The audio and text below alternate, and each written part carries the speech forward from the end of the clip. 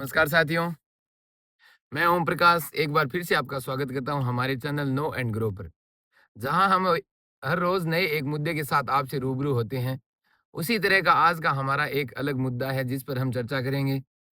आज के विषय के बारे में अगर मैं आपसे बात करूं तो आज का जो हमारा विषय है वो हमारे जीवन में सबसे ज्यादा आवश्यक मुद्दा है, जो इतना जरूरी है कि जिसके बिना शायद हम जीवन से सही तरीके से रूबरू भी नहीं हो पाते।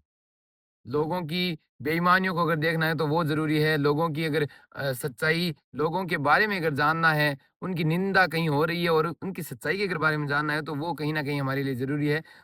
तो आज का हमारा जो मुद्दा है वो है जागरूकता से संबंधित, यानी एक इंसान के लिए जागरूकता क्यों आवश्यक है? जागरूकता को अगर हम सही मायने में समझे तो क्या है कि जागरूकता की कहाँ हमें कमी नज़र आती है वो पहले जानते हैं। जागरूकता की कमी हमें वहाँ नज़र आती है कि सिर्फ़ हम लड़कियों को टाल के लड़कों को पढ़ाई करवाते हैं, जागरूकता की कमी है हम में। प्रशासन को हमारा दुश्मन मानकर प्रशासन से हमारा डरना, हमारी जागरूकता की कमी है वो। और अपना हक जानकर भी अपना हक ना माँग पाना, कहीं न कहीं हमारी जागरूकता की कमी है। तो आज के इस विषय में हम इसी पर चर्चा करने वाले हैं कि जागरूकता हमारे लिए कितनी आवश्यक है और हम इसको अगर अपने जीवन के परिप्रेक्ष्य में उतारें तो कितना उतार सकते हैं और इसके द्वारा कितने जागरूक होकर एक सफल जीवन जो है अपना जी सकते हैं।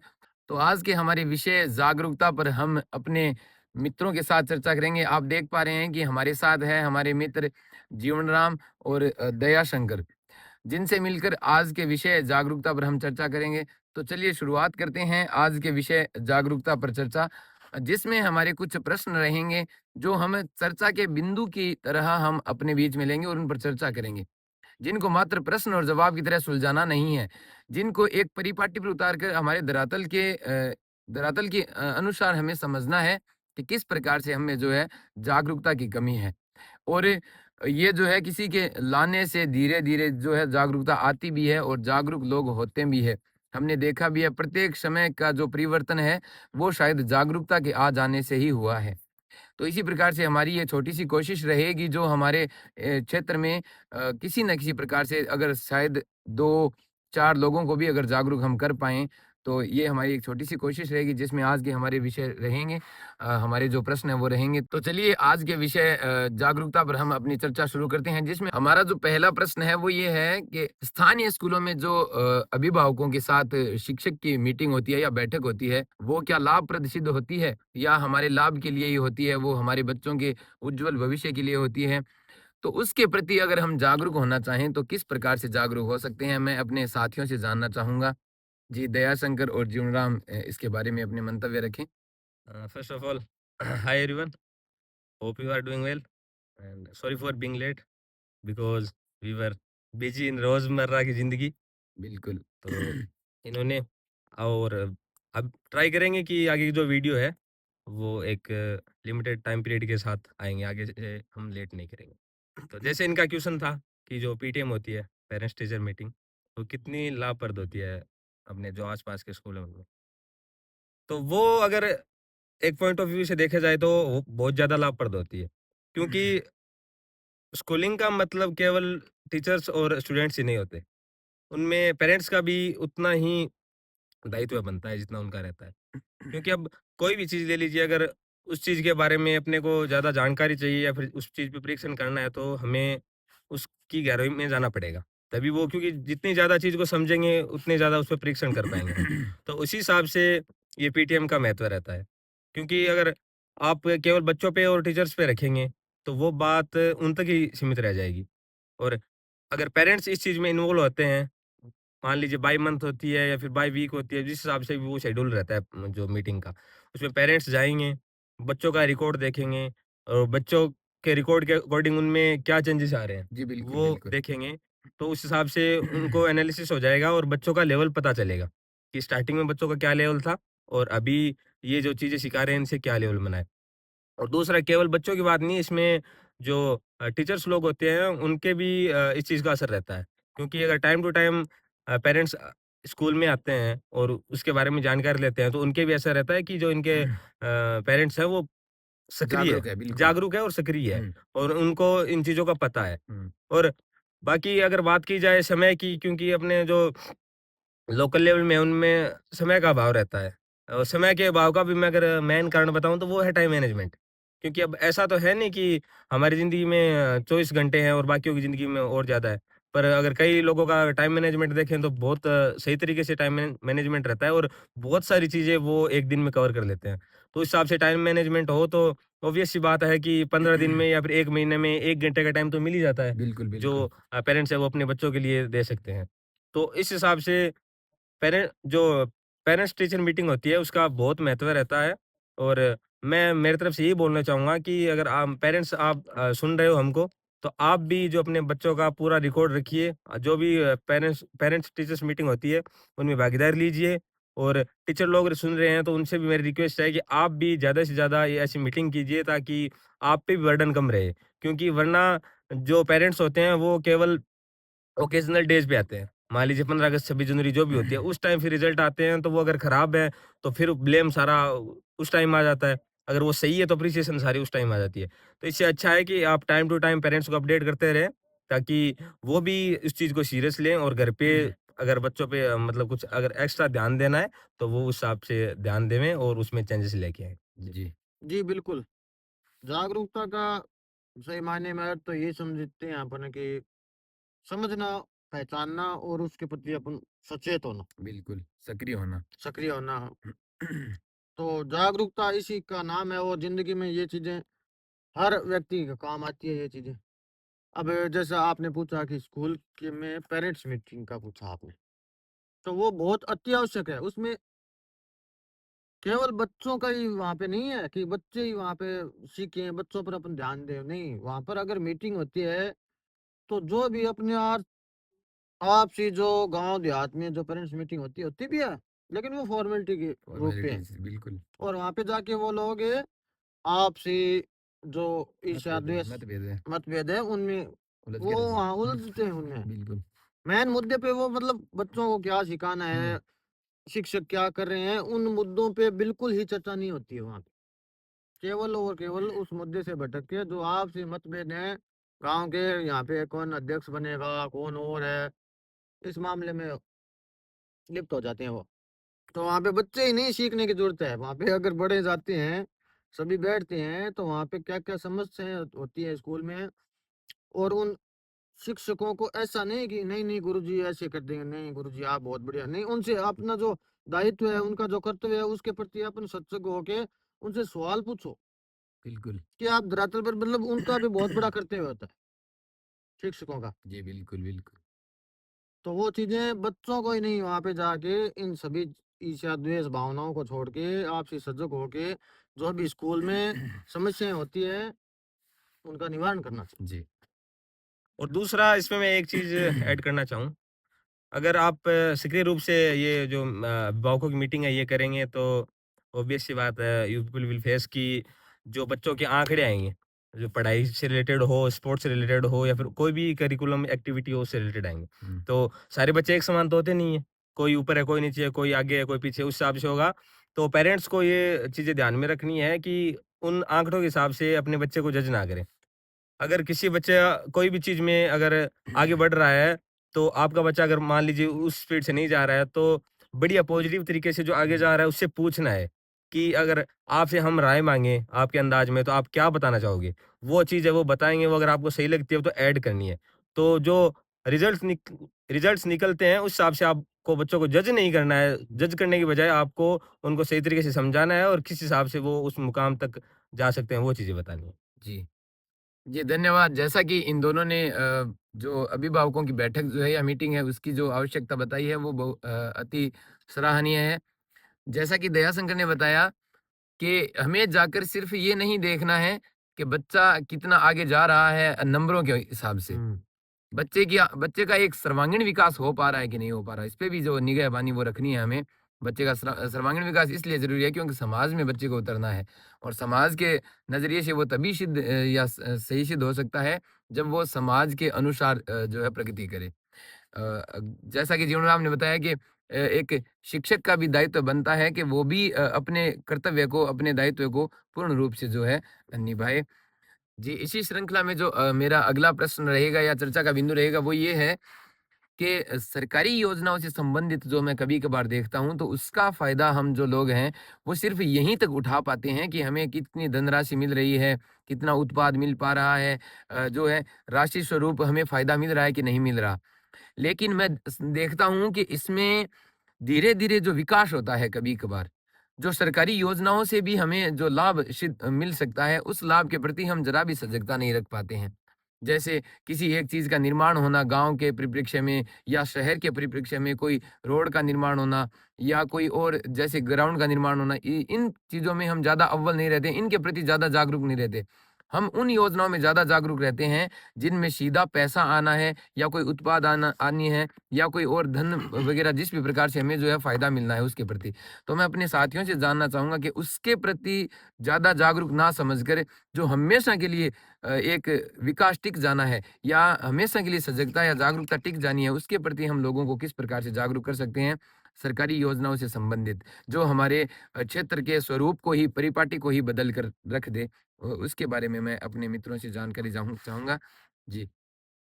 जैसा कि ओम प्रकाश ने बोला कि ज़्यादातर लोग बाग जो फाइनेंशियली इन्वॉल्व स्कीम्स रहते हैं, उनमें सजग तरीके से भाग लेते हैं क्योंकि ऑब्वियस सी बात है उसमें अगर भाग लेंगे तो जो भी राशि मिलनी है वो मिल जाएगी तो उसको सही योजना बताते हैं। बाकी जो योजना में जैसे मैं आपको गिनवाऊँ सड़क हो गई, पानी हो गया और स्पोर्ट्स हो गया और चिकित्सा हो गई। ये चीज़ें ऐसी है जो आपको रातों-रात काम नहीं आएगी।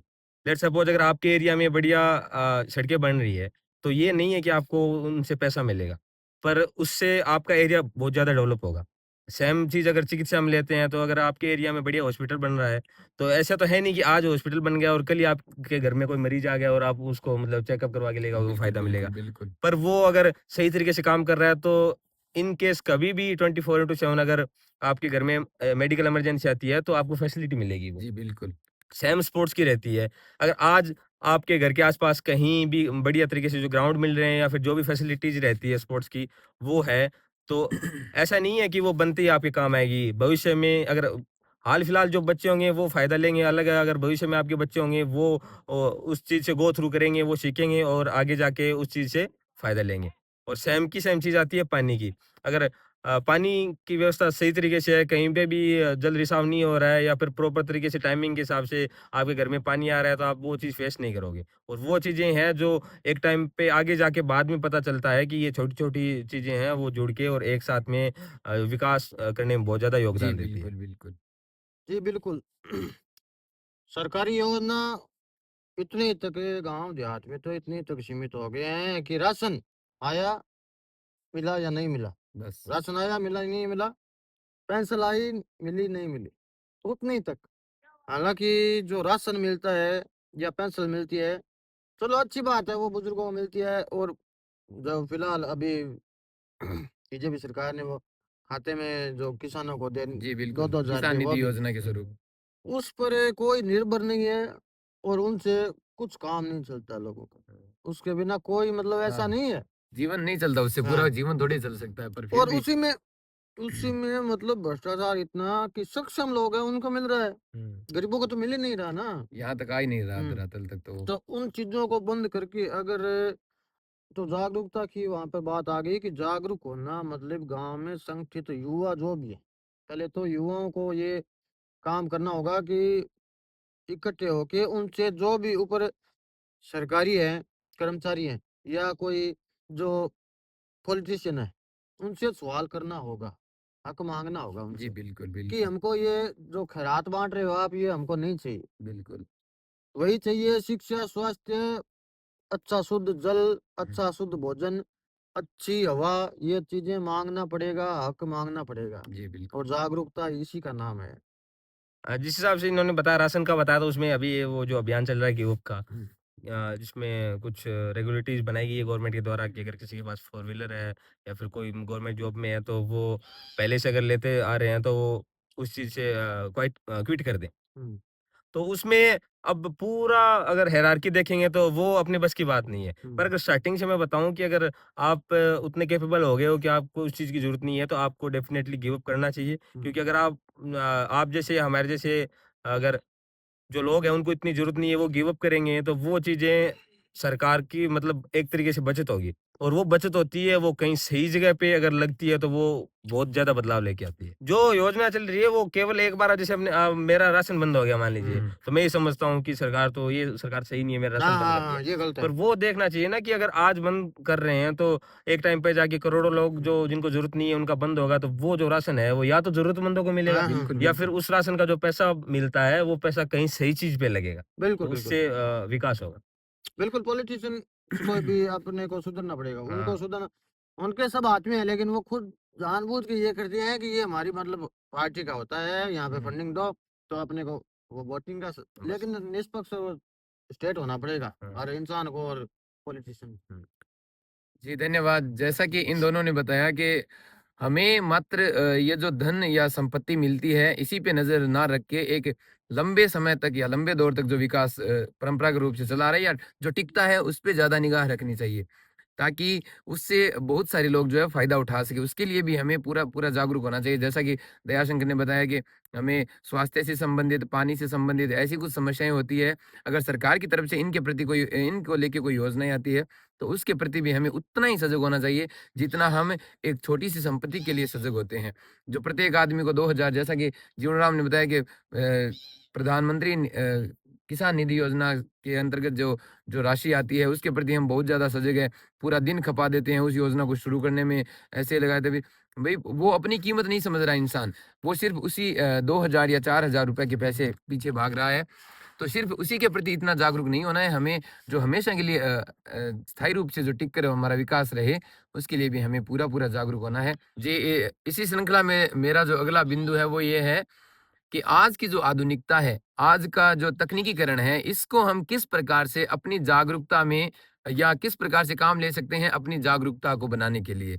अपनी जागरूकता के लिए इसका परिप्रेक्ष्य किस प्रकार से समझ सकते हैं कि ये किस प्रकार से हमें काम आए ताकि हम ज़्यादा से ज़्यादा जागरूक हो? मैं अपने साथियों से जानना चाहूँगा कि वो जागरूकता के साथ तकनीकीकरण और आधुनिकता को जोड़कर बताएँ। जी, जिस हिसाब से इन्होंने जो आधुनिकता और तकनीकीकरण को जोड़ के वो मतलब जागरूकता में किस हिसाब से उस चीज़ का फ़ायदा मिल सकता है, इस टाइप का प्रश्न पूछा है। तो इसमें मैं जैसे बताना चाहूँ, छोटे से लेवल से लेके चलता हूँ कि गाँव में लेट्स सपोज़ कोई भी मान लीजिए कैंप लगता है, कोई भी योजना आती है या फिर कोई भी ऐसा काम होता है जिसमें मतलब सभी गाँव वालों को फ़ायदा रहता है। तो उसमें पहले तो मतलब जैसे एक ट्रेडिशनल तरीका चलता आ रहा है कि जो गाँव में मंदिर है या फिर जो भी कोई सार्वजनिक ऐसी चीज़ है जिस पे जो माइक लगा रहता था तो उससे अनाउंस कर देते थे। और अगर वो चीज़ नहीं होती थी तो उसमें लिमिटेड लोग ही इस चीज़ का फ़ायदा ले पाते थे। और अब के टाइम के हिसाब से मैं अगर बताऊँ तो हमारे गाँव में एक जो सूचना व्हाट्सएप ग्रुप बना हुआ है, तो सिंपली कोई भी ऐसी चीज़ होती है तो उसमें एक मैसेज के थ्रू अपडेट दे देते हैं और सब जो है इस चीज़ का मैसेज रिसीव कर लेते हैं और उनको पता चल जाता है कि क्या चीज़ें कैसे चल रही है। और बाकी कोई अगर किसी को उस चीज़ में समस्या आती है, तो वो भी वहाँ पे अपडेट कर सकता है। और दूसरा अब सभी के पास स्मार्टफ़ोन है।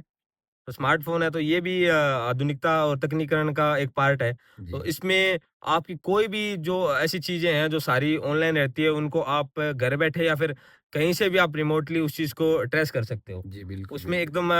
एकदम अगर नहीं माने तो मान लीजिए 90% पारदर्शिता आ गई है, जिसके थ्रू आपका ट्रस्ट उस चीज़ पे ज़्यादा बढ़ता है। अब ऑनलाइन अपन ई-कॉमर्स जो वेबसाइट होती है उनसे मान लीजिए शॉपिंग करते हैं, तो उन पे ट्रस्ट करने का केवल एक ही कारण है क्योंकि पारदर्शिता रहती है। जब से आप ऑर्डर करते हो कोई भी चीज़, तब से लेके अगर आप तक पहुँचती है, तब तक उसमें 99% पारदर्शिता रहती है। जी, तो कुछ इस हिसाब से ही हम आधुनिकता को अपने जीवन में डाल के और जागरूक बन सकते हैं। जी, बिल्कुल, जागरूक जागरूक व्यक्ति था तभी तो तकनीकीकरण आई। तकनीकीकरण का काम ही यही है कि पारदर्शिता रखनी, हर चीज़ रखनी है। को सिंप्लीफाई करके स्पष्ट और सीधी हाँ, चीज़ सामने आनी, इससे मतलब लोगों को फ़ायदा हो, फ़ायदा तभी तो तकनीकीकरण का जन्म हुआ। हुँ, जी, हुँ, बिल्कुल। जागरूकता ही तकनीकीकरण को जन्म हुँ, दिया है। दिया। जी, तो बिल्कुल तकनीकीकरण स्मार्टफ़ोन है तो आजकल इसमें सब समायोजित हो गया है इसमें। हुँ, तो गाँव में मतलब गाँव की समस्या है या लोगों की जितनी भी समस्या है तो इसमें बिल्कुल इसमें जो भी ग्रुप वगैरह है, ऑनलाइन जो मतलब जो भी सरकारी गाँव देहात में कोई सरकारी टेंडर छूटते हैं और सब इसमें सब आता है। तो इसमें जानकारी लेके अगर खुद मैं जैसे मैं नहीं जानता हूँ तो कोई भी जो पढ़ा लिखा बच्चा है तो उससे जानकारी लेनी चाहिए और उसके प्रति जागरूक होके और उनसे अपना हक मांगना चाहिए। और जी, दूसरा इसमें स्मार्टफ़ोन है या फिर जो भी आपके पास इलेक्ट्रॉनिक डिवाइस है, वो अगर सही तरीके से हम यूटिलाइज़ करेंगे तो वो करप्शन भी बहुत कम करने देता है। जी, बिल्कुल। हम्म। क्योंकि अगर आपको पूरी तरीके से अगर जागरूकता रहती है, आपको या आपके परिवार में जो भी एक सदस्य तो मतलब पर परिवार में होगा जिसको जागरूकता रहती है, तो हम्म। उसकी हेल्प से आप अगर पूरी चीज़ों की जानकारी रखते हो, तो आपको पता चलता है कि क्या चीज़ें हैं और क्या आपका हक है और क्या किस तरह से आप उस हक को हासिल कर सकते हैं। जी, तो और बिल्कुल। उसके थ्रू वो आप पे निर्भर करता है कि आप मनोरंजन की चीजें देख रहे हो या जागरूकता की।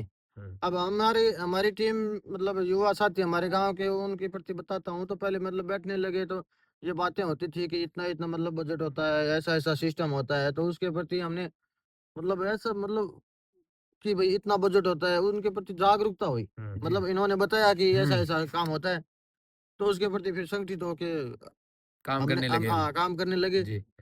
उसमें आपका जो भी सार्वजनिक चीज़ होती है, उसमें आपका हक रहता है। तो आपको उसमें आवाज़ उठानी चाहिए, आपको जागरूक होना चाहिए और सभी अगर जागरूक होते हैं, तो चीज़ें बहुत फ्लॉलेसली काम करती है। जी। और अच्छे कंटेंट को आप भी प्रमोट करिए क्योंकि हम भी उस अच्छे कंटेंट जो भी आते हैं ना उनसे ही सीखे हैं कि हुँ। मतलब ऐसा ऐसा सिस्टम होता है। उनसे इम्प्रेस होके जी, उनसे ही बिल्कुल, सीखा है बिल्कुल। चीजें। जी। जी, जैसा कि इन दोनों ने बताया कि हमारी जो ये शुरुआत है, ये भी कहीं न कहीं जागरूकता से जुड़ी हुई है और ये तकनीकीकरण के माध्यम से ही हो पा रही है। अगर इसको भी देखें तो, कि हम अपना जो कंटेंट है वो आप तक पहुँचा रहे हैं, तो ये भी तकनीकीकरण का ही एक माध्यम है। आधुनिकता का ही एक माध्यम है और जैसा कि दयाशंकर ने बताया कि दस्तावेजीकरण भी अगर हम देखें, उसका भी जो है स्पष्टीकरण इसके द्वारा बहुत साफ-सुथरा हो सकता है। वो इस प्रकार से कि अगर मान लीजिए कोई आदमी लिखित रूप में कुछ कहता था, तो उस पर भी कोई न कोई मुक जाता था। वहाँ वहाँ से भी पलट जाता था, लेकिन आजकल किसी का वीडियो बना लीजिए आप, वीडियो बनाने के बाद वो बात की रियलिटी कभी बदल सकती ही नहीं है। वो हमेशा आपके पास ही रहेगी। तो ये इस प्रकार से भी आधुनिकता जो है वो जागरूकता में कहीं न कहीं हमारा साथ पूरा-पूरा दे सकती है और दे भी रही है। आज दुनिया ज़्यादा जल्दी-जल्दी जागरूक हो रही है हर जगह से, हर क्षेत्र से, हर कोने से। तो इसमें कहीं न कहीं जो है वो आधुनिकता का ही हाथ हम मान सकते हैं और है भी, तकनीकीकरण का ही हाथ है। तो इसी श्रृंखला में जो मेरा अगला चर्चा का विषय या बिंदु है वो ये रहेगा कि मोबाइल की जो अति है, वो कहीं न कहीं बच्चों को जो है कमज़ोर कर रही है और बच्चों के अभिभावकों के लिए जो है घाटे का सौदा सिद्ध हो रही है। इसके प्रति जो है जागरूकता की हमें कितनी ज़रूरत है, हम अपने मित्रों से जानना चाहेंगे। इसी पर हम चर्चा करना चाहेंगे। जी। जिस हिसाब से इन्होंने बताया कि जो एक्सेसिव यूज़ ऑफ मोबाइल्स हैं, वो कहीं न कहीं मतलब घाटे का घर है। उस चीज़ में अगर मेरे तरफ से मैं ओपिनियन देना चाहूँ, तो वो चीज़ घूम फिर के जुड़ती है जागरूकता पे ही। क्योंकि अगर इस चीज़ में पेरेंट्स जागरूक रहते हैं, तो वो उस चीज़ को पूरी तरीके से मॉनिटर करेंगे और मॉनिटर करेंगे तो फिर बाद में जो भी मतलब चीज़ें हैं उनको लिमिटेड तरीके से फिर काम में लेगा। अगर इसमें मैं आपको बताना चाहूँ कि सोशल मीडिया पे केवल एंटरटेनमेंट नहीं है, ज्ञान के भी बहुत सारे ढेर हैं। बिल्कुल भंडार भरा है। पर उस चीज़ में वही चीज़ आ जाती है कि जागरूकता चाहिए आपको और जागरूकता चाहिए। जागरूकता में भी सक्रिय जागरूकता चाहिए। बिल्कुल, बिल्कुल। ऐसे नहीं कि ये बस आप केवल बात कर लेते हो और जब ग्राउंड पे आते हो तब वो चीज़ें फिर आप कर नहीं पाते कर हो। नहीं पाते हो। तो हाँ। वो केवल वो जागरूकता काम नहीं करेगी। आपको उसमें पूरे सजग रूप से जागरूक रहना है और जागरूक रह के पेरेंट्स को उस चीज़ों का पूरा ध्यान रखना है कि अगर बच्चे के पास मोबाइल अगर एजुकेशनल पर्पज़ के हिसाब से है तो वो 80 टू 90% उसको एजुकेशनल पर्पज़ के हिसाब से यूज़ करे। जी, बिल्कुल, बिल्कुल। पर उसका उल्टा ना हो कि 10% तो एजुकेशनल पर्पज़ के लिए यूज़ हो रहा है, 90% एंटरटेनमेंट जो पर्पज़ के हाँ, हुँ। यूज़ हो रहा है। उसमें फिर बच्चे की जो स्पोर्ट्स एक्टिविटी है या फिर जो भी मतलब जो वैल्यूएबल एक्टिविटी रहती है, वो भी उसमें इन्वॉल्व होके वो छिन जाती है। हुँ, क्योंकि वो फिर बाद में मोबाइल में रहता है हुँ। और एक एज तक बच्चों को फिर मालूम नहीं रहता है कि ये चीज़ कितने हद तक अपने के लिए लाभदायक है। जी। तो उसमें पेरेंट्स को ही इस हिसाब से जागरूक होना पड़ेगा कि क्या चीज़ बच्चे के लिए कितने टाइम तक सही रहती है। उस हिसाब से अगर काम लेंगे तो वो उनका परिणाम है वो सही निकलेगा और केवल अगर एंटरटेनमेंट के लिए रखेंगे तो उनका परिणाम सही नहीं निकलेगा। जी बिल्कुल, अति सर्वत्र वर्जित। बिल्कुल। हर चीज़ की अति होती है, वो नुकसानदायक होती है। तो बच्चों को एक उम्र 8 साल की या 4-6 साल तक बच्चों को मोबाइल नहीं देना चाहिए। मतलब जैसे-जैसे समझदार हो। मतलब हमको वो एनालिसिस करना पड़ेगा कि हम क्या-क्या चीज़ें गलत सीखे, हुँ, क्या क्या सही सीखे और किस उम्र में सीखे, उस हिसाब से अपन है आगे की कार्रवाई कर सकते हैं जी उन उनके लिए। पे ध्यान रख सकते हैं, उनसे मतलब बचाव कर सकते हैं कोई चीज़ का, उन बच्चों का मतलब कि कोई गलत वे में वो जा रहा है, कोई ज़्यादा मतलब गेम में या कोई जातिवाद में या कोई नशे की प्रवृत्ति में हुँ, हुँ। वो जा रहा है, तो उसको थोड़ा ध्यान रखिए, उसको समझा सकते हैं और उन पे नज़र रखिए, उनसे उसको और एक उम्र आने के बाद में तो इन चीज़ों का अगर ज्ञान हो, जागरूकता इसी को कहते हैं कि एक उम्र आके उसके बाद में तो ये पता चल जाता है कि ये जो भी काम है तो ये केवल और केवल जो है उनके लिए पैसे कमाने का जरिया होता है। जी, ज़रिए होता है बिल्कुल।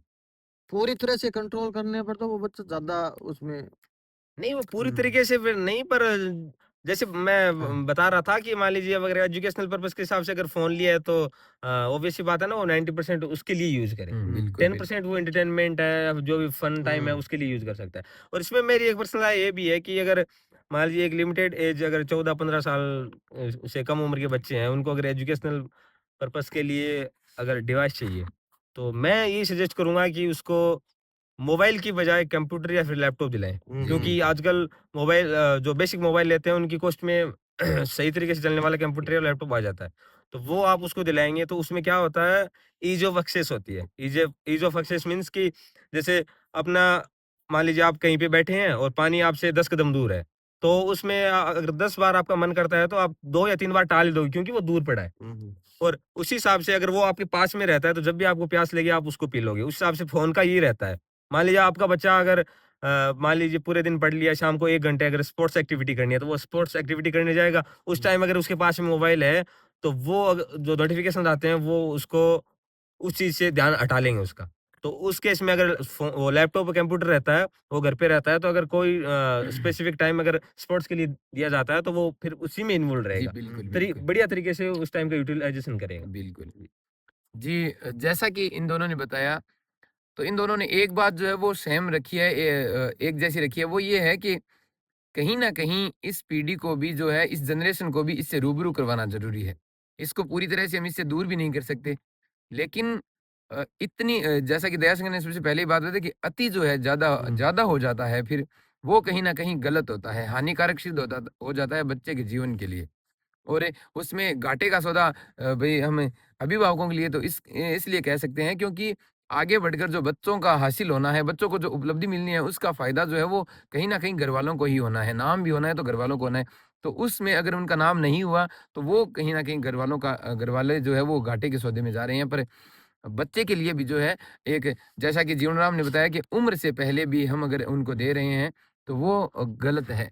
वो उसकी जो आँखें हैं उनकी खराबी के लिए भी जो है वो एक कारण सिद्ध हो सकता है। तो हमें काइंड जहाँ ऑफ तक हुँ, उसकी फ्रीडम छीन लेता है वो जी उनसे। बिल्कुल। हुँ, हाँ, बिल्कुल। एक शारीरिक जो खेल था उनका वो भी छिन गया है सिर्फ़ एक मोबाइल के माध्यम से। क्योंकि बच्चा ज़्यादा मनोरंजन पाता है उससे। देख के वो फिर वो फिज़िकली जो है वो थोड़ा हुँ, क्या है फिज़िकली अस्वस्थ एक्टिविटी नहीं करता हाँ, है फिर वो, अस्वस्थ पाया जाता है। अस्वस्थ स्ट्रॉन्ग नहीं रहता है। स्ट्रॉन्ग नहीं रह पाता है। जी इसी विषय पर इसी आज के मुद्दे पर जो हमारा अगला जो बिंदु है वो ये है कि जागरूकता क्या संगति के अनुसरण से आ सकती है? अगर हम जागरूक इंसान के साथ रहें तो क्या जागरूक हो जाएँगे अपने आप? इस विषय पर जो है मेरे मित्रों का या हमारे मित्रों का क्या सोच पाना है, क्या विचार है? जानना चाहेंगे। जी, जिस हिसाब से इन्होंने बताया कि संगत का असर आता है क्या? तो उसमें जागरूकता ऐड कर दी है, तो ऑब्वियस सी बात है कि हम जिस चीज़ के साथ ज़्यादा टाइम स्पेंड करते हैं, तो उसका असर हम पे आता ही आता है। जी। तो उसी में ये जागरूकता आती है। पर मेरा मानना ये है कि उसमें अपने को सक्रिय रूप से भागीदारी लेनी पड़ती है। लेट्स सपोज़ अगर मैं आपको एक एग्ज़ाम्पल दूँ कि वही क्लास होती है, उसमें मान लीजिए 20 नंबर्स ऑफ स्टूडेंट रहते हैं। तो टीचर उसी अंदाज में पढ़ाता है। जी, पर बिल्कुल। जो 20 बच्चे हैं, वो अलग-अलग तरीके से वो ज्ञान प्राप्त करते ऑब्ज़र्व हैं। करवाते हैं, जी। पर उस ऑब्ज़र्वेशन का कारण क्या रहता है कि अटेंशन या फिर अटेंशन, जो जी। सक्रिय रूप से भाग लेते हैं। जी, तो बिल्कुल। सेम चीज़ें इसमें संगत में आती है कि आप अगर किसी के साथ रह रहे हो और वो कुछ अच्छी चीज़ें कर रहा है या फिर ऐसी चीज़ें कर रहा है जो उसकी लाइफ़ में या फिर आपकी लाइफ़ में वैल्यू ऐड कर रही है, तो आपको सजग रूप से उसमें भाग लेना जी, पड़ेगा। आप उससे कितना प्रभावी हो पा रहे हैं? कितना प्रभावी हो पा हाँ, रहे हैं और जी। थोड़ा-सा आप अनकंफर्टेबल भी होंगे, हुँ, क्योंकि जो कंफर्टेबल ज़ोन रहता है, उससे बाहर निकलेंगे तो ऑब्वियस सी बात आप अनकंफर्टेबल जी, होंगे। बिल्कुल, बिल्कुल। पर उस अनकंफर्टेबल ज़ोन में जाके अब ये नहीं समझना है कि नहीं मेरे को ये नहीं करना है, क्योंकि वो आपको एक नए अंदाज में डालती है और जी, नए अंदाज में आप जैसे ही ढलोगे तो ऑब्वियस सी बात है आपको एफर्ट लगाने पड़ेंगे। जी, तो जिस किसी के साथ भी मान लीजिए आप रह रहे हैं, उसमें कुछ अच्छी चीज़ें हैं, तो उसको ऑब्वियसली आपको अडॉप्ट करना चाहिए और उस चीज़ में अगर एफर्ट लगता है, तो वो एफर्ट भी आपको अपनी तरफ से थोड़ा लगाना जी, चाहिए। बिल्कुल। जागरूकता आती है कि नहीं आती? जागरूकता आती है, बिल्कुल आती है। इस बात पे मेरे को हँसी इस चीज़ की आ रही है कि मैं मतलब इनके साथ पहले-पहले कम्फ़र्ट नहीं था, हर चीज़ में। हुँ, फिर धीरे-धीरे, धीरे-धीरे अभी भी त्रुटियाँ हैं, लेकिन वो बिल्कुल वो चीज़ें ज़रूरी होती है और जो सही चीज़ होती है, वो सीखने में बहुत अनकम्फ़र्टेबल होता है इंसान। जी, बिल्कुल, क्योंकि सही मतलब मोबाइल में ही अगर रील देख रहे हैं, तो बिना मतलब की कोई चीज़ें हैं, उनमें अपने ध्यान बहुत जल्दी जाता है। जाता है। हुँ, हुँ। और कोई भी अगर ज्ञान की कोई शिक्षा की कोई बात है, तो उसमें ध्यान बिल्कुल ही नहीं जाता है, उसमें मन नहीं लगता है। ये बिल्कुल बात है, जागरूकता तभी आती है जब अपन थोड़ा अनकंफर्टेबल होते हैं और जागरूक इंसानों के मतलब टच में संगत रहते में हैं रहते हैं, और बिल्कुल। बातचीत उस पे चर्चा करते हैं। हुँ, बिल्कुल हुँ। सही, सत्य बात है।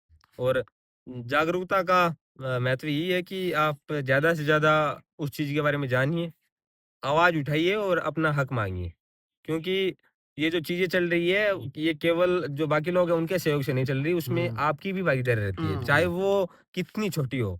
आप जो कुछ भी कर रहे हैं उसमें वैल्यू ऐड कर रहे हैं, तो आपका हक बनता है, कोई भी चीज़ है उसके बारे में आप आवाज़ उठाइए। आवाज़ उठाने से आपका कोई घाटा नहीं होगा, उसमें आपका फ़ायदा ही होगा और जो पीछे से आने वाली जो जनरेशन है, वो भी आप अगर आवाज़ उठाओगे तो आपसे बहुत सारी चीज़ें सीखेंगे इसमें। बिल्कुल, बिल्कुल। पीढ़ियों से गाँव देहात में वो चल रहा है ना प्रथा कि ये साहब है, ये साहब जी। हाँ।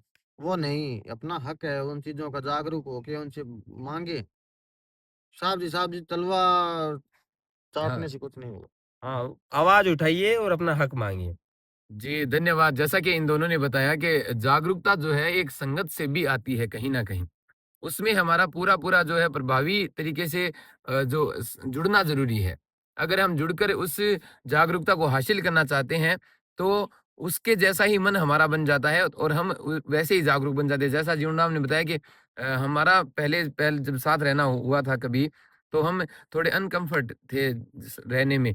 इनके साथ हमारा रहना, इनका हमारे साथ रहना थोड़ा अनकम्फ़र्ट था। लेकिन फिर धीरे-धीरे जब एक जैसी मानसिकता समझ में आने लगी कि कहीं न कहीं हमारी मानसिकता भी ऐसी है और अगर चाहें तो बनाई जा सकती है। इसी एक फेर-बदल में जो है हमारा मन एक जैसा बन गया और आज हम जो ये बातें कर रहे हैं, ये हम अपने मन से नहीं कह रहे, पर हम अगर अपने क्षेत्र के परिदृश्य से देखें, तो हम अपने आप को बिल्कुल जागरूक पाते हैं। क्योंकि हमने जो अपने अंदर या हमने चाहकर जो अपने 3 लोगों का समूह है या 5 लोगों का हमारा जो समूह है, हमने चाहकर जो एक परिवर्तन देखा है अपने-अपने अंदर, बाकी सारे लोग एक राह में जा रहे हैं, हम 5-6 लोग हैं जो अलग से जागरूक होने की पूरी कोशिश कर रहे हैं कि संगत से असर किस प्रकार से आता है, ये हमने अपने ही एक ग्रुप से अपनी टीम में जो है वो उदाहरण स्वरूप देखा भी है और आता भी है। कहीं न कहीं अनकम्फर्टेबल टेबल ज़ोन से जो है आदमी निकल कर भाग भी जाता है कभी-कभार। तो वो जागरूक होने से बच जाता है। अपने आप को वो चाहता है कि बचा लिया मैंने, जबकि बचाया नहीं है, पर उसने शायद कहीं न कहीं बहुत कुछ खो दिया है। आज का जो हमारा विषय है वो जागरूकता से संबंधित था, जो कहीं न कहीं हमने खुद ने जो फेस किया है या देखा है उसी से संबंधित थे। यानी इन मुद्दों के प्रति अगर आदमी को जागरूक होना चाहिए, प्रत्येक आम आदमी को अगर जागरूक होना चाहिए, तो किस प्रकार से वो है अपनी जागरूकता सिद्ध कर सकता है।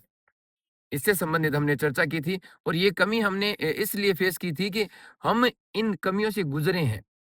आज की जो हमने पहले जो चर्चा की थी, अभिभावकों से शिक्षक की मीटिंग की चर्चा की थी, तो वो हमने देखा था कि हमारी परिवर्तन को शायद कहीं न कहीं ज़्यादा जो है वो पहल नहीं मिली या प्राथमिकता नहीं मिली है हमारे परिवर्तन को उस समय।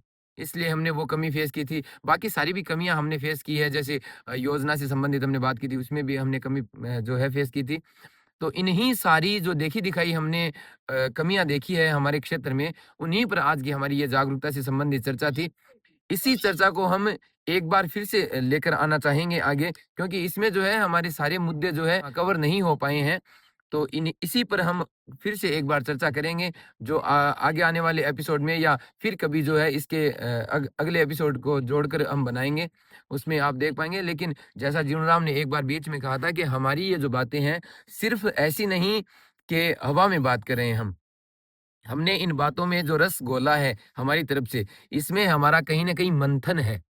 हमारे विचारों का मंथन है, हमारी चर्चाओं का मंथन है, जिसको आप एक सजग आदमी बनकर, एक सजग श्रोता बनकर, सजग दर्शक बनकर देखिए और देखकर इस बात को, हमारी बात को प्रत्येक आदमी तक पहुँचाइए कि हमने जो क्षेत्र में कमी देखी है, उसको किस प्रकार से फेस करके इसका समाधान पा सकते हैं।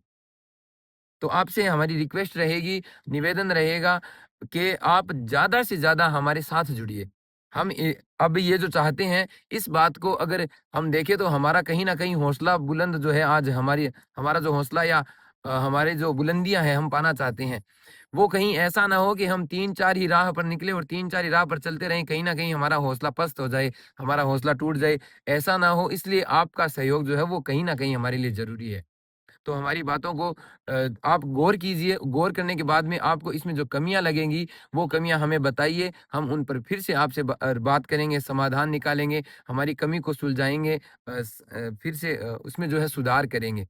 और हमारी बातों को खुद से जोड़कर देखिए और आप अगर हमारे विचारों से प्रभावित हैं, इफ़ेक्टिव हैं, तो ज़्यादा से ज़्यादा हमारे विचारों को जो है अन्य लोगों तक प्रसारित कीजिए, जिसमें सिर्फ़ हम ये नहीं चाहते कि हमारा ही भला हो, कहीं न कहीं जो ऐसा इंसान है जिसको ज़रूरत है ऐसे लोगों की जो आगे बढ़कर कुछ बातें रखना जानते हैं या आगे बढ़कर कुछ बात कहना जानते हैं रिपोर्टिंग की तरह, तो वो हम उसके लिए जो है एक सही इंसान सिद्ध हो सकते हैं। जिसमें आपका सहयोग जो है वो बहुत ज़रूरी है। तो इसी के साथ आज की जो ये हमारी चर्चा है यहीं पर समाप्त करते हैं। अगले एपिसोड में फिर आपसे रूबरू होंगे, तब तक के लिए धन्यवाद, नमस्कार।